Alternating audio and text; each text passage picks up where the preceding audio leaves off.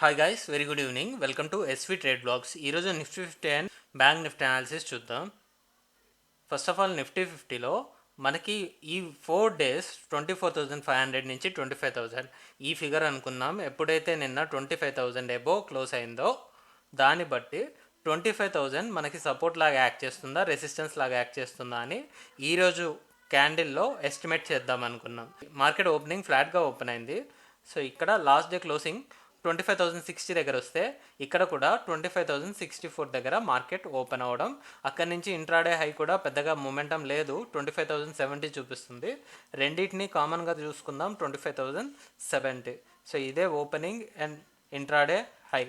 ఇక్కడ నుంచి ఇంట్రాడే లో చూసుకున్నట్లయితే 24,950 వరకు ఫాల్ అయింది, 24,950. సో ఇప్పుడు హై నుంచి లో చూసుకుంటే 100 to 120 పాయింట్స్ అరౌండే ఉంది.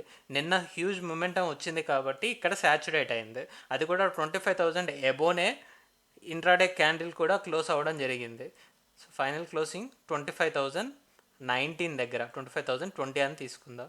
సో హై నుంచి ఒక 50 పాయింట్స్ డౌన్ సైడ్ వచ్చి క్లోజ్ అయింది.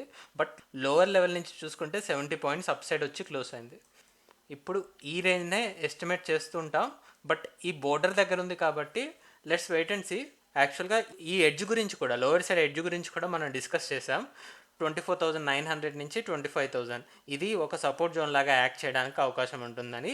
సో అదే విధంగా ఈరోజు అదే యాక్ట్ చేయడం అండ్ ఫైనల్గా ఇక్కడే శాచురేట్ అవుతూ క్లోజ్ అవ్వడం చూస్తున్నాం.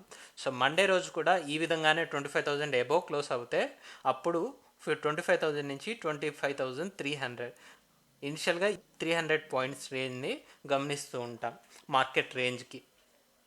సో అలానే ఇప్పుడు బ్యాంక్ నిఫ్టీ అనాలిసిస్ చూద్దాం. బ్యాంక్ నిఫ్టీలో కూడా నిన్నటి రేంజ్తో కంపేర్ చేసుకుంటే మినిమల్ రేంజ్లోనే ఉంది. So these are the 5 trading days for this week. అన్ని డేస్ కన్నా ఈరోజే మనకి చాలా మినిమల్ రేంజ్ క్రియేట్ చేసింది. హై వచ్చేసి 55,420 వరకు ఉంది. నిన్నటి హై కన్నా తక్కువే, చాలా ఇన్సైడ్ క్యాండిల్. ఆ ఇన్సైడ్ క్యాండిల్ కూడా అప్పర్ లెవెల్లో వచ్చింది, 55,420 అరౌండ్ ఇంట్రాడే హై. అలానే ఇంట్రాడే లో చూసుకుంటే 55,170. టోటల్ రేంజ్ వచ్చేసి ఫ్రమ్ హై అండ్ లో 250 పాయింట్స్ అరౌండ్ ఉంది, చాలా మినిమల్ రేంజ్. అలానే ఓపెనింగ్ అండ్ క్లోజింగ్ పక్కకి డ్రా చేసుకుందాం. సో ఇప్పుడు 55,000 ఈ లెవెల్కి ఎబోలోనే ఉంది. అండ్ బాడీ పరంగా ఓపెనింగ్ క్లోజింగ్ చూద్దాం. ఓపెనింగ్ వచ్చేసి 55,270 ఏరియా, క్లోజింగ్ 55,350.